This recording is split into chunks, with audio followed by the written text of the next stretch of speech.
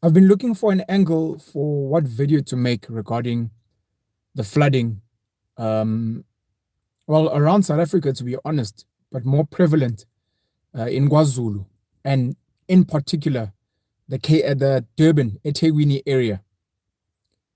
A lot of news reports obviously have been coming out regarding what's been happening in Durban, the floods, the number of homes that have been destroyed.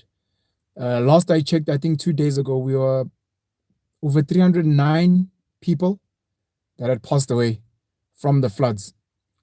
Obviously, besides the homes, a home is a place of shelter, but it's also a storage facility for important things like family photos, documents, maybe title deeds, IDs, a will that maybe a parent or a grandparent had left behind.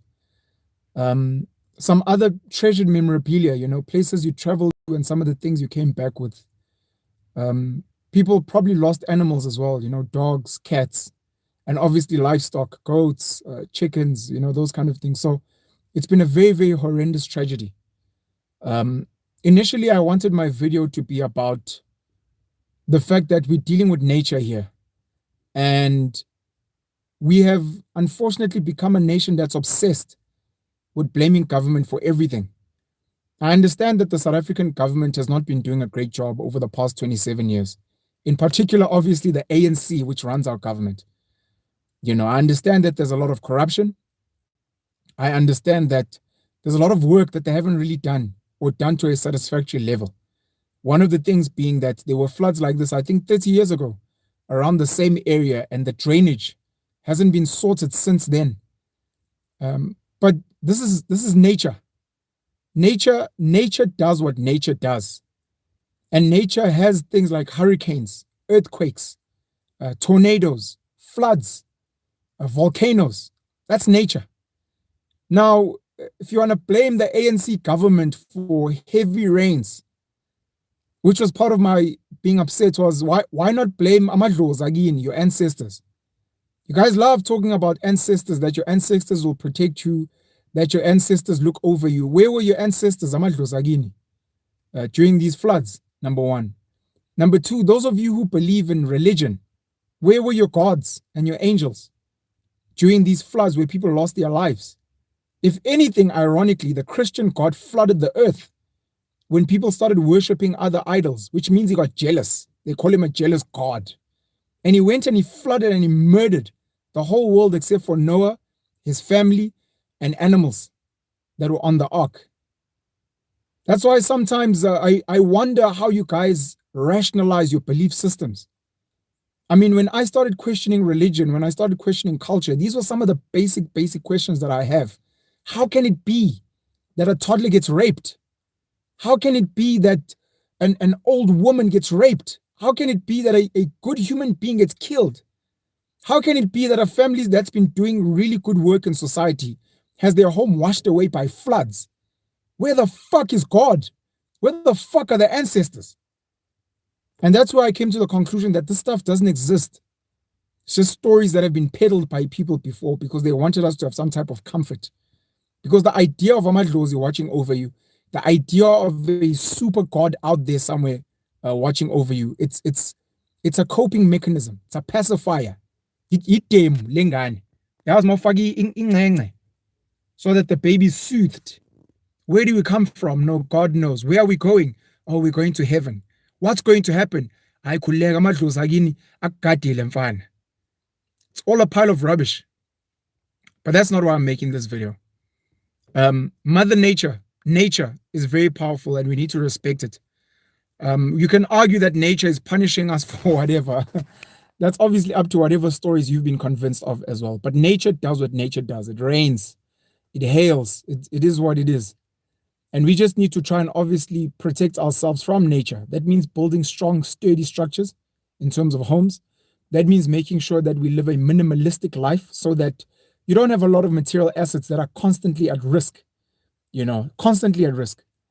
The other important thing is, I think moving forward, those of you who lost family members who are aware of people that lost family members and assets, guys, it's time that we plan better.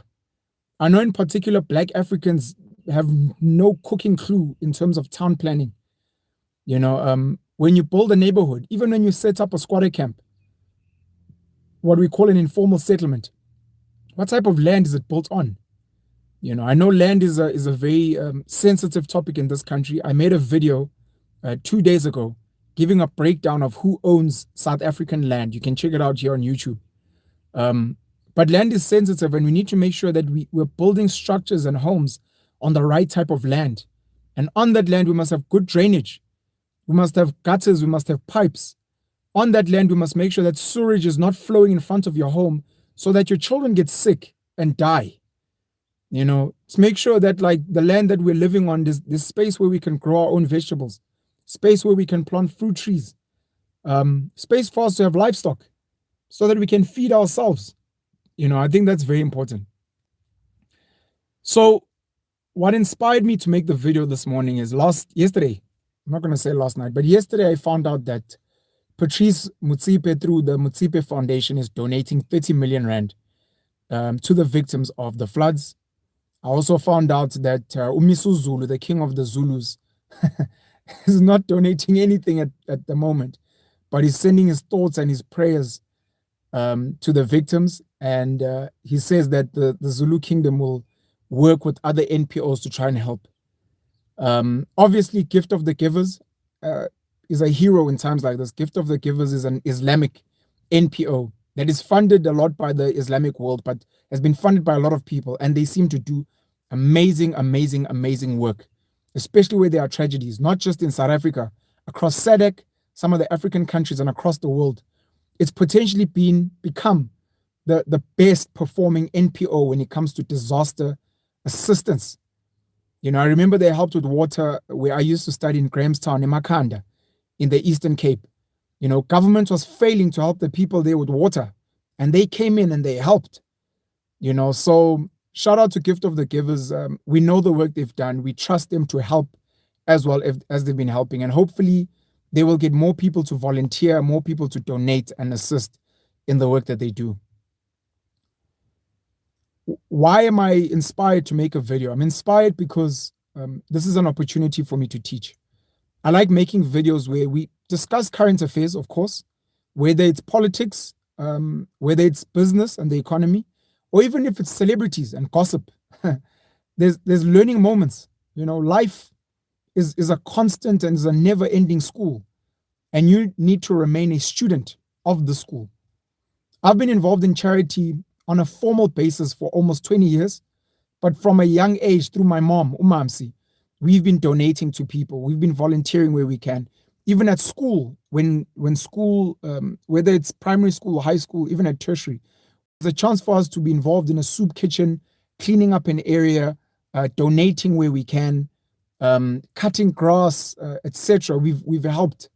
We've helped as much as possible, and I've been doing charity for a while. I did it from a very good place. I wanted to do it in the spirit of my mom, in the spirit of thanking the people that have helped me before. I formalized my NPO, my nonprofit organization, the Motsepe Foundation, a couple of years ago, because I was like, you know what? I think if I formalize, I'll be able to get more help, more assistance, get more donations, get more volunteers, whatever the case may be. And during that time, I've been studying NPOs a lot. And I've realized that some of the stuff you'll find out about NPOs will really, really upset you. It will really, really sadden you because things are not the way they seem. Let me start with King Misuzulu, who Western court, Roman Dutch law decided he's the king and not to Smagate. Not the Zulu people, not the inhabitants of Ingonyama Trust, just a handful of people, and then a court decided that he's the rightful king. Just like that, even though his siblings, his brothers and his sisters are like, this guy's not meant to be the king. He's not the firstborn son.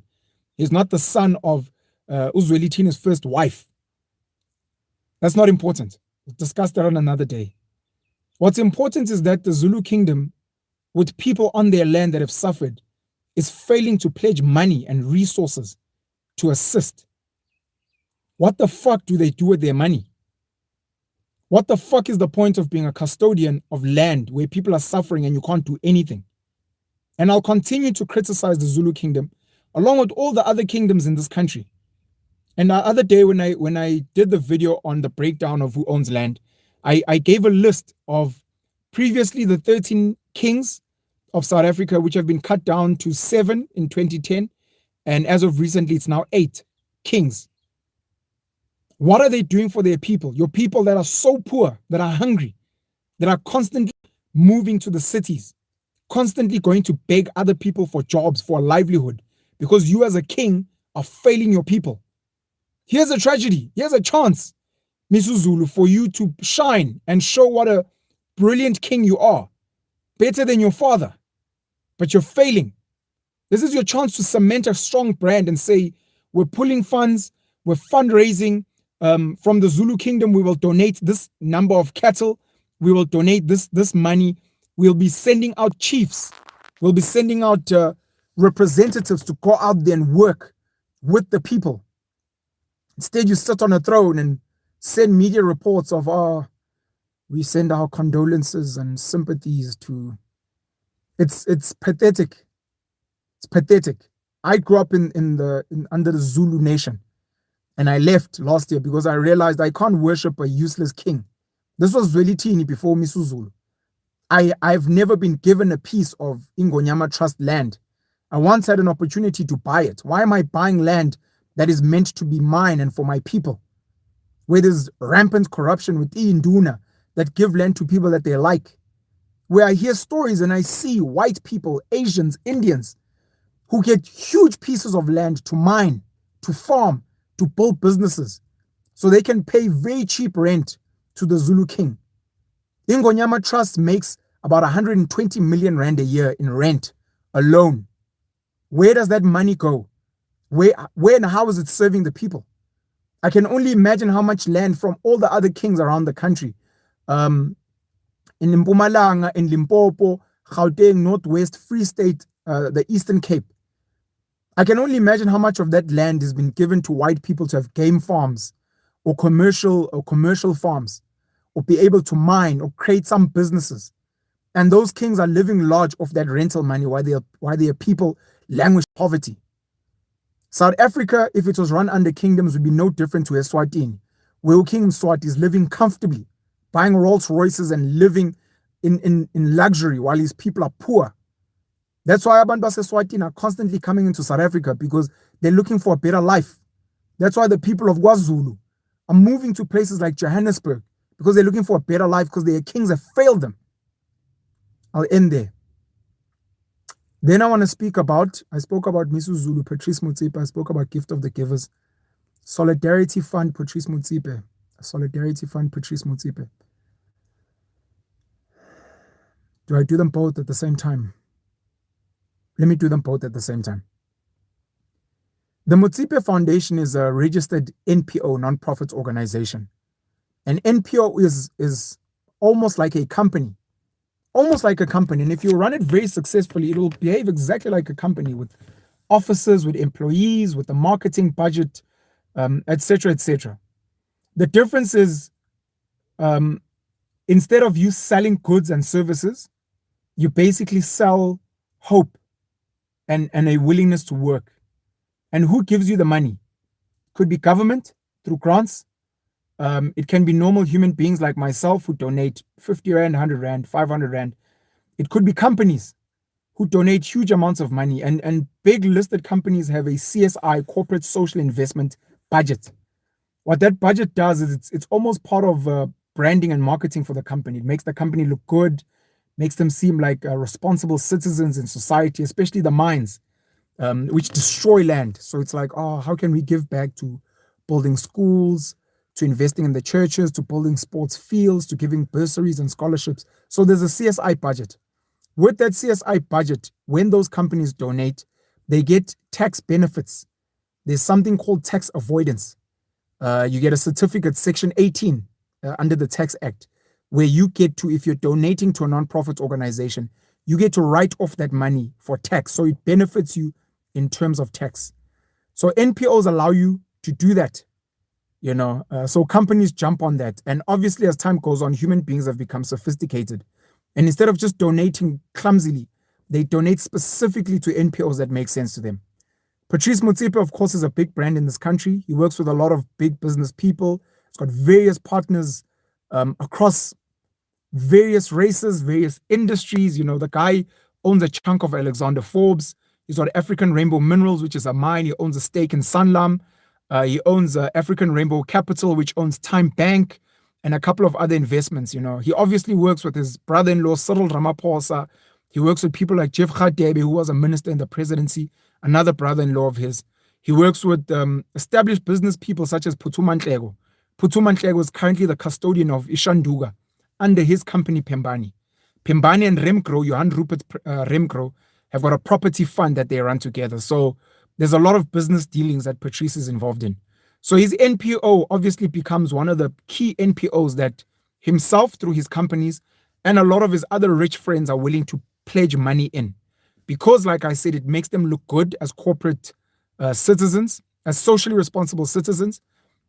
Number two, they get to write this off for tax. Now, should I stop there?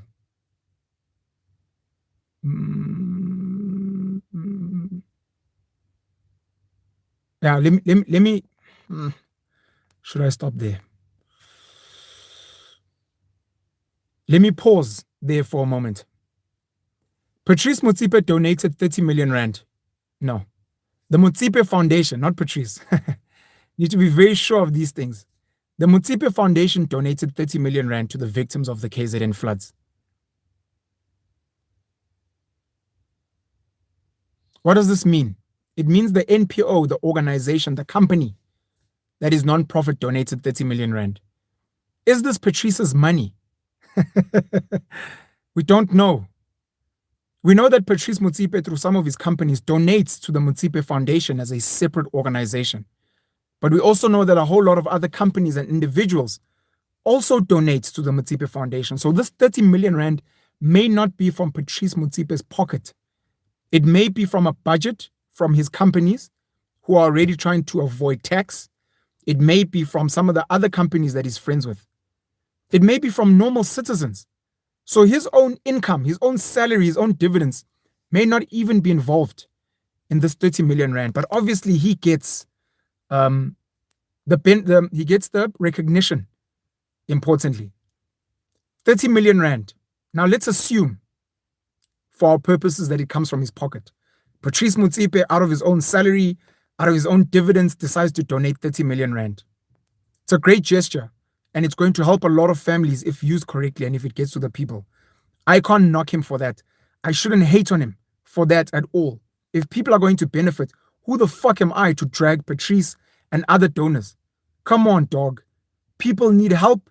There's money that's going to help them. You know, just applaud them and try and help as well. So I'd like to say thank you. Patrice Motsepe, let's say, donates 30 million rand from his pocket. Patrice Motsepe is worth 51 billion rand. 3.4, I believe, US dollars. 3.4 billion US dollars, according to Forbes. 51 billion rand if you use an exchange rate of $1 is to 15 rand. 30 million rand is 0.05% of Patrice Motsepe's wealth. Now, I don't want to go too deep into the definition of net worth, but net worth is assets minus liabilities. Forbes and a whole lot of these other rich lists like Bloomberg normally don't have access to the liabilities. So they normally focus on the asset column in the balance sheet. And in the asset column, they normally focus on listed assets. That means they can be verified. That means publicly listed shares like African Rainbow Minerals, for example, and Sanlam. Because those are listed, it's easy to verify. Other shareholdings that Patrice might have in his personal capacity, other shareholdings he might have through where there's like tax evasion, places like I don't know if it's the Maldives, but I know Mauritius, I think, has been used as a tax haven. The Isle of Man, the Cayman Islands, you know, places like Switzerland where there's huge confidentiality and a lot of people hide their money. They don't have access to some of those things. So they end up estimating how much is Sundowns worth, how much is a game farm worth, for example. So it's listed assets. But 51 billion rand is his net worth. 30 million rand is 0.05%. Why is 0.05% important? It's important because if you own a house worth R1 million or a flat worth R1 million and you have no other debt, that becomes your net worth. You're worth R1 million. It's not necessarily your income, it's just the value of your assets. What is 0.05% of R1 million? It's 500 Rand. Patrice Motsepe is given the equivalent of 500 Rand for someone who's worth R1 million. The bulk of South Africans are not worth R1 million. Most of us have got a negative net worth. That means we have more debt than we have assets. You can buy a home worth R1 million, but because you've been paying it for a few years, you still owe the bank. That's debt. That's a liability. You may have bought a car, but you owe the bank. That's not an asset. That's a liability. A lot of you have got personal loans, credit cards, overdrafts, etc. So a lot of you have a negative net worth. So a lot of you, 0.05% of 10,000 would be peanuts, absolute peanuts. Not 5%. Patrice didn't donate 5% of his net worth, 0.05%. And again, we made an assumption that it's from his pocket. It's from the Motsepe Foundation. The Motsepe Foundation gets its money from companies and individuals. We don't know if it's coming from Patrice's pocket. And the same thing can be argued about money that was donated. Recently, we found out 2 million Rand, I think, to the EFF and money that was donated to the ANC. It looks like Patrice Motsepe is taking money from his pocket, but he might not be. If anything, he might be benefiting because his companies are using earmarked CSI money to donate to an established NPO where they will, number one, get free marketing, and not free, they'll get marketing, and then number two, they get to avoid tax. So they save money. So it's not all about goodness of your heart. And that's very, very important. Now we come to the Solidarity Fund because, okay, take a step back. I think I've covered that. I hope we go to that. The media says yesterday that government is looking for an independent third party to manage relief funds for the floods. I read that and I saw a lot of white people in particular and clever blacks saying, that's a good idea so that comrades don't eat, because we know comrades are corrupt. And pictures have been circulating of a group of hyenas saying ANC comrades waiting for relief money for the floods. When I read that headline, the first thing I thought was, no, it's not government that wants an independent third party. It's Cyril Ramaphosa, who wants, not a third party, he wants some of his white friends to be in charge of relief money for floods. This is because Cyril has got funders that have given him money to be president. He's got friends, business friends that gave him shares and bought seats in the past, and he owes them. He owes them for the wealth that he has and that his family has. And part of his mandate, Mighty Tumamina, he wasn't speaking to us in parliament. He was speaking to his funders and his backers and his friends. He was saying, Tumamina, tell me what you need me to do to make sure that you guys get richer, to make sure that this country works so you guys can make money, to make sure that I protect you guys from poor, angry black mobs, to make sure that business is easier for you. It's easier for you to trade. I'll remove the red tape and I'll make sure that tenders flow your way. That's what he was saying.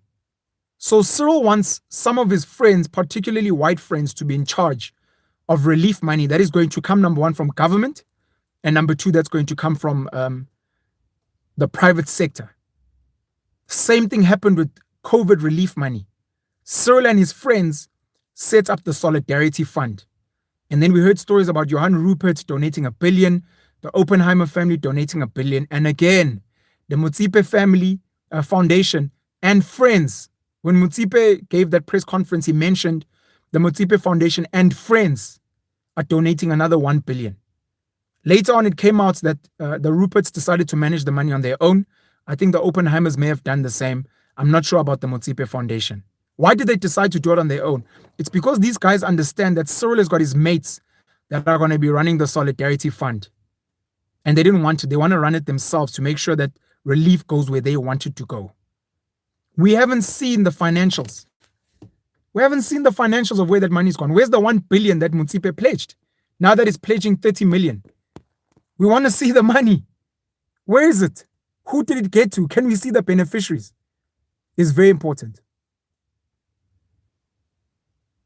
This is why I made this video. I'm going into it now. The Solidarity Fund and other NPOs. I have studied non-profit organizations, not just in the country, but in the whole world. Like I said, an NPO is run like a normal company, except instead of selling goods and services, they sell hope and delivery to the needy. And they get money from these people. They have income statements, they have a balance sheet. They have to make sure that at the bottom, there's very, very little profit. So the first thing a lot of NPOs, established functional NPOs do is they buy a lot of assets for the NPO. They buy properties, they buy cars, they buy shares. Why do they do that? They do that so that they don't have to pay rent to other people. They do it so that the NPO is not constantly begging and it can generate its own income. It's noble, it's great. But now this NPO owns assets and those assets make it money. That's important to note. Number two, it pays salaries. NPOs pay salaries. Nelson Mandela Children's Fund, Gift of the Givers, you name it. These guys pay salaries to their permanent staff. And some of these salaries are healthy. 20,000, 50,000, 60,000 rand a month salary from the NPO. It's there in the financials. You guys just don't read them because this stuff is fucking boring. It's there. They pay salaries. When they're not paying salaries, they're paying stipends. Stipend is 3,000 rand, 5,000 rand for volunteers and part-time workers. And then there's a fuckload of benefits.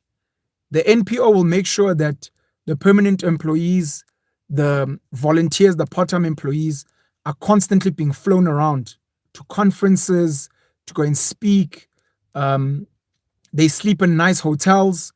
They host all these golf days and whatever the case may be. At the NPO offices, there's maybe free meals. Like I said, they buy cars so that the people that work for the NPO get to drive these branded cars written, oh, I work for Gift of the Givers. Healthy car with a petrol card. You might be getting a stipend of 5,000 rand, but you're living in an NPO property where you pay zero rent. You're getting groceries from the NPO.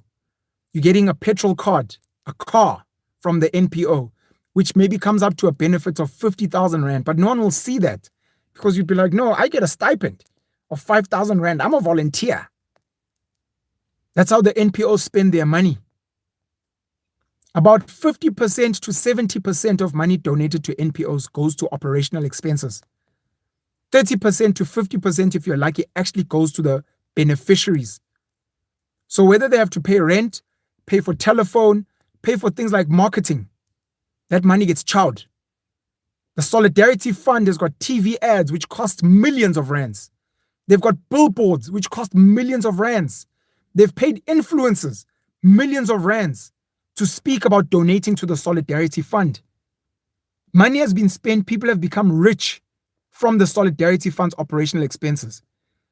Then there's suppliers, tenderpreneurs, procurement, whatever fucking term you want to use. Because these big NPOs, the Nelson Mandela Children's Fund built a Nelson Mandela Children's Hospital in Parktown. Who built that hospital? Which construction company? And how much did they charge?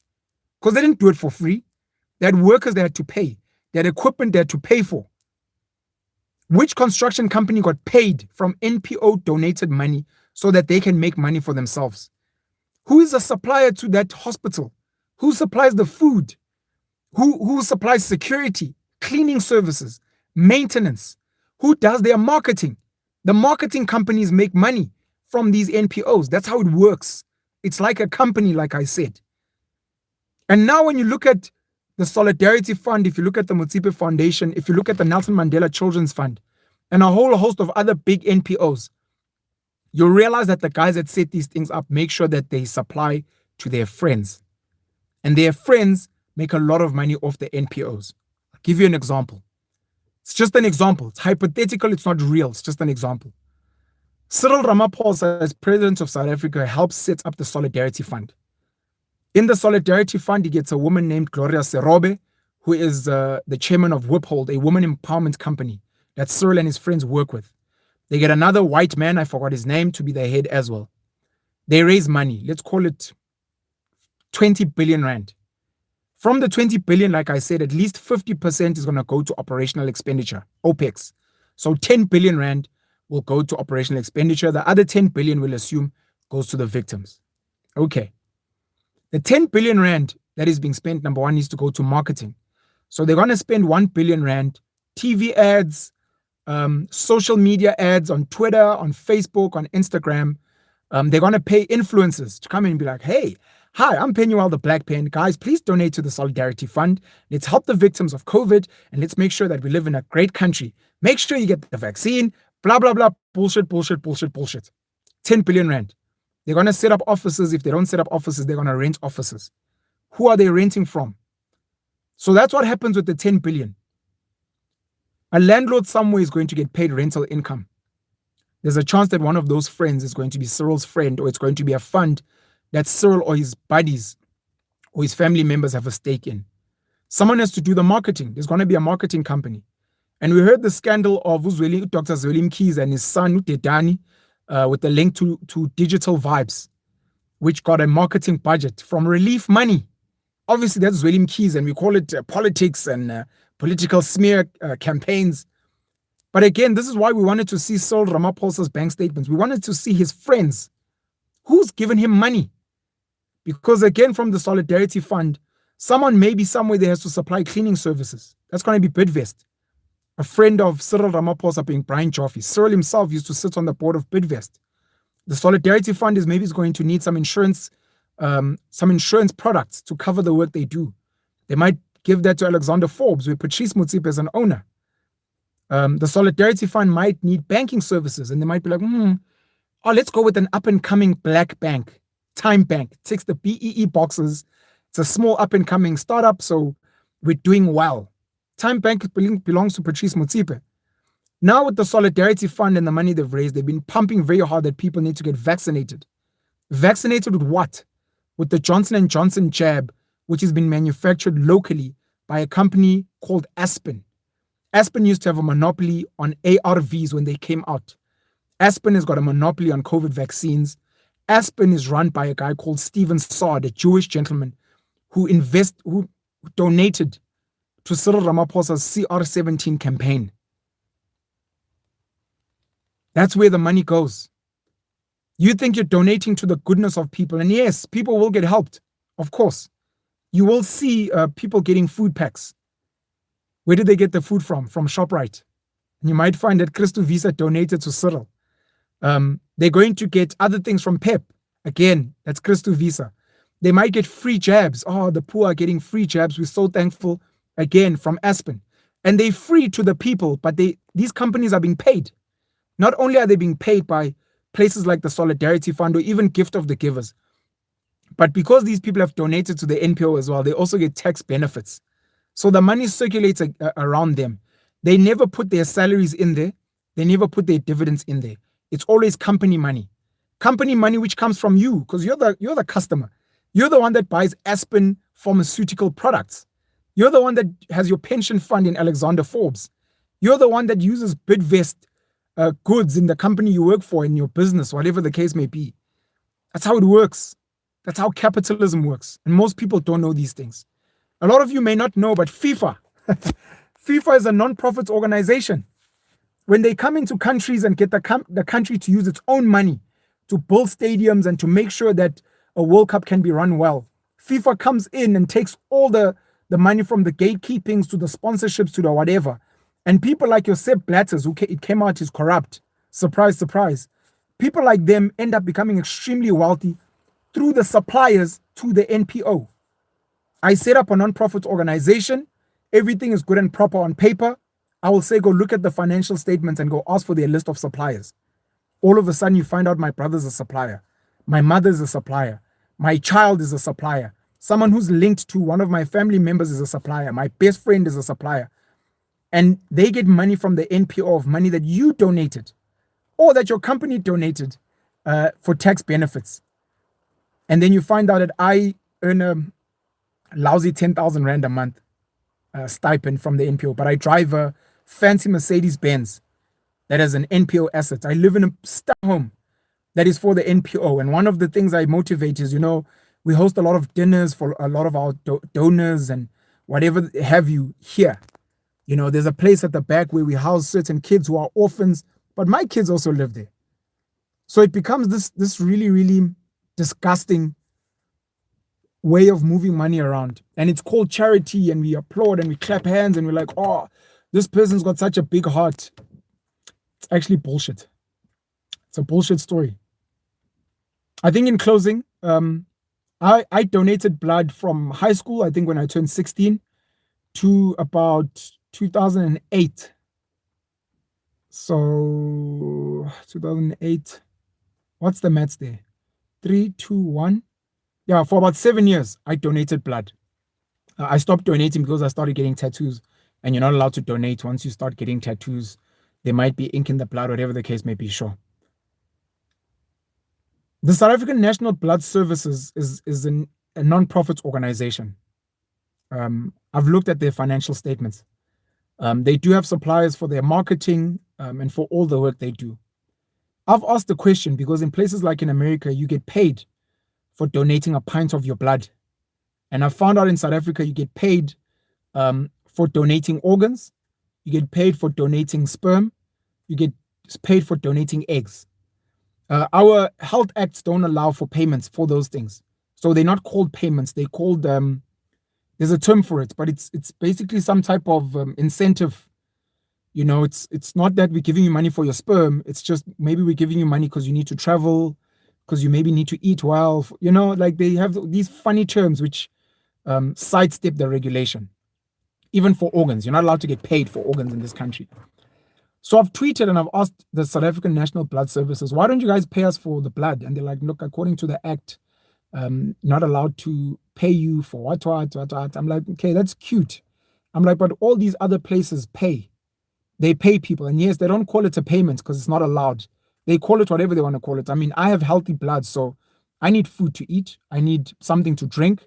I need to transport myself to come there and donate the blood. So can you just give me like 100 Rand, just incentive for every pint of blood? Because our blood in this country, I stand to be corrected, but it sells in private hospitals and in public hospitals for about 1,400 Rand a pint.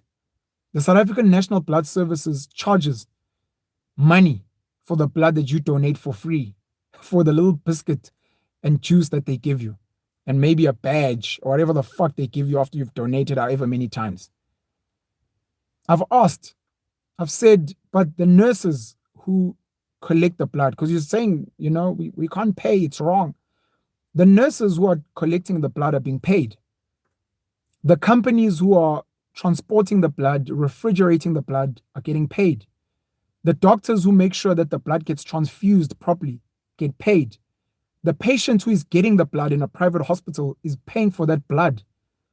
The companies that you guys use to market the blood services are getting paid. Everyone, it seemed, in this value chain is getting paid, except for the donor of the commodity you need, which is the blood, which means you're exploiting us. Never mind the conspiracies and about black people's blood being thrown away. Why are we not being paid for our commodity? You're mining our blood from us, guilt tripping us into your blood saves lives, do the right thing, we need your blood. And everyone in that value chain is being paid, except for me. Not even a lousy 10 Rand, not a 50 Rand for blood that is 1,400 Rand a pint. Something needs to change. And again, it's because our literacy levels are so low. We're so miseducated and so undereducated. That's why we can't ask the right questions. That's why we don't read financial statements. That's why we don't know how to hold our government, our business community, our traditional leaders to account. We just don't know anything and we're sitting ducks. And you've got people like Penuel, the black pen, who is coming here trying to educate you guys. It's fucking boring. Trust me. Growing food is a hard work and it's boring. Driving is a hard work and it's boring. Getting knowledge, reading financial statements, reading articles, doing the research, and no one's paying you. It's fucking boring. But it's necessary. Stop outsourcing your mind to other people because those people have got agendas. When you give me your mind, I have an agenda. I want to be rich. I want to be powerful. So I will make whatever decision will ensure that I get rich and I become powerful. And for that to happen, you need to be dependent on me. And I need to make sure that you have very little information and very few skills. Because if I'm the only person with the skills, that means I'm the biggest commodity. And you guys will depend on me for everything. But something has to change fundamentally. It's still raining in Johannesburg and probably around the country. If you're driving, please drive slow. Use your lights. Don't drink and drive. Don't drive when you're tired. A lot of accidents and deaths happen because the person is tired and you are forced. Take breaks when you're driving long distance. Try and time your trips so that it's not at times of traffic congestion. Try not to drive at night, especially when it's raining. People have died and are going to die this Easter weekend. It happens every weekend. If anything, people die every week. Please don't be a statistic. Use your mind, use your brain. Don't be reckless. Try and be alive. And when they count the stats, be like, I'm not part of the stats. I'm still alive. I'm still kicking. And I'm going to contribute to a better world. I love you guys very much. And let's see how we can help the people of KZN. But outside the people of KZN, please try and help your family. There are people in your family that are going to sleep hungry. There are people in your family that don't have jobs or don't know how to feed themselves. There are people in your family who are just lost. They just lack information. They just lack skills. They don't know how to apply for a grant. They don't know how to be involved. They don't know how to volunteer. They're not even volunteering at church because churches are NPOs as well. They chow money. And if you can get involved in the church, you can chow some of the money as well. You can get donations. If the church is buying groceries, you can get some of the groceries, whatever the case may be. It's Penuel the Black Bear, and I'll keep liberating minds. I'll keep educating and uplifting you guys because I want us to be a better people. And then you guys must go out there because I've lit your candle and you must light the candles of others. The world will not get better unless and until each and every one of us gets involved. I love you guys, and I'll stop the video here. Now to read these comments before I hang up because YouTube actually doesn't keep these comments for me. Luvuyo Mkongo, irrespective of the drainage system, bekuzonyiwa qha. It's true. He's pledging his thoughts and prayers. What a joke. That's Omisu Zulu. Stink mean if the king can't pledge money, at least give them land so they can be able to rebuild. These kings do nothing for people. They are just like politicians. That's correct. Hlezi Pidlamini, I hope the funds get to the right place to the people who need it. Please don't hope. The reason I make videos like these is because I want you guys to begin doing the hard work of reading financial statements, asking the right questions, and making sure that the money goes to who it's supposed to go to. Luvu Kongo again, kings are useless, they have no power. King ngomlomo. You can actually find that on some of the government websites where they actually explicitly state that the kings don't have real powers. It's more ceremonial positions, and then they deal with like minor disputes. It's crazy. Ebile Malega, thanks for the information. Love your content, sorry. Ngiyabonga Ebile. Simple M critic, I'm late, yo. Well, better late than never. And obviously, I'm going to upload this so you can go back and watch it again. Zet Makumalo, I was about to drive to Debs to donate. Does this mean it's better to do it through a non-profit organization? Makumalo, please do what you can. We obviously all have limited resources and time and capabilities. So if donating to an NPO feels better for you, do it. If you know families personally that I need, I prefer you go and help those families. Take them groceries. If you think they need money, give them money. If they need shelter, blankets, please do that. We can all play a part.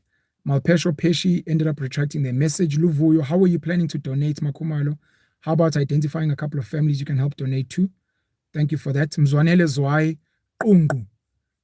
Excellent. Okay, I see Peshi removed their comments. So I'm not sure what the excellent is too. Zed Makuma Luvuyo, it's finding families to give to. That's tricky for me. Do I just drive to Durban and randomly look for affected places? I've got clothes, shoes, and household stuff books as well. I believe that's why NPOs exist, to be the middleman for people that don't really know what to do. All you have is 50 Rand, 100 Rand, maybe some blankets. So you connect with these people like gift of the givers. They normally have like drop-off points. They have bank accounts, and then they do the work. Obviously, they pay themselves for it, which is fine. People have to eat and stuff, but that's kind of how it works. That's why I have a non-profit organization. Sorry, I didn't speak much about mine, but we obviously have to pay for certain things we use, petrol, airtime, whatever the case may be. That's how the game works, unfortunately. So if you give me 100 Rand, I'm probably going to use 50 Rand for running around, for petrol, for whatever the case may be. But the other 50 Rand from the money you've given me will hopefully get to the people that need it. Luvuyo, maybe you can try and contact ward councillors, chiefs in Duna, whoever's leading any of the affected areas, people who are on the ground. Surely they already know families that are affected most. Luvuyo, create contact, Sani. Kubegega, Siafundap. Sting Mina sounds like money laundering to me. Ooh, I didn't even touch on money laundering. NPOs are definitely used for money laundering because, like I said, the money comes in from these companies and then it gets cleaned out through the suppliers. So that's how they make sure that their money gets cleaned, comes out on the other side. Luvu, exactly when I think Mina, Kuvaswa Imalap. I don't know if it's Haley, Mulauti, or Haley. Remember the Global Citizen Concert and the donations that were announced. ZP. Ibleo Mali. Simple M credit, that's how the money circulate back to the original donors. Shaking my head. Luvu, I also stopped donating blood when I started getting inks. Kabelo Nakedi. But I hope you are watching. Umbugiso, BTV, thanks bro for the info. Zed Makumalo, thanks to your channel, I'm cleaning up my place and surprisingly managed to get 2 trucks to donate to victims of floods in Durban. I still have more to give away. Power to you, Makumalo. Like I said, not just in Durban, please find out in your own area, even in your own family. You probably have extended cousins that probably need some of those donations wherever they may be in the country. Charity, they say it's cliche, but it's true. Charity must begin at home. Brainsby, our Zulu King should have helped or donated for the flood victims. Uzwai, Brayak, I thank you for your efforts. You are my other God. Blessings to you, Zwai. Milo Sidoi, gosh, I missed out, but we'll check later. Njabulo Mchilo, thanks, my brother. Please, I have an idea. I would love to have your advice on the concept. You guys can DM me on Twitter or on Instagram, Godpenal, which is one word, and then we can chat there and we can take it from there. Lufuno Rapalalani, you're a genius. Have a great Sunday, stay blessed, and let's make the world a better place. Pen well, the black pen.